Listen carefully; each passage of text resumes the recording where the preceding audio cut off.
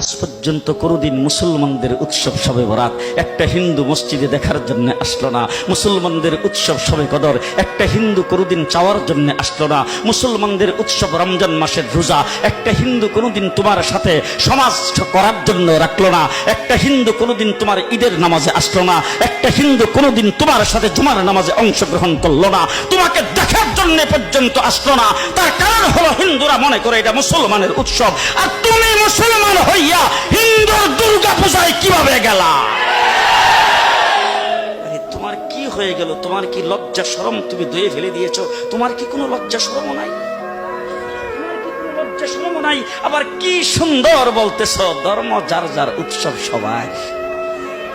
High high high, ও মুসলমান যুবকেরা ভালো করে শোনো, ধর্ম যার যার উৎসব সবার, তাইলে বিয়া যার যার বউ তো সবার। জি, বিয়ে যার যার বউ সবার, পুষ্কুনি যার যার মাস সবার, গাছ যার যার ফল সবার, ক্ষেত যার যার ফসল সবার, দোকান যার যার মাল সবার। এখন ঘুমাইছে কি কথা বলেন না কেন?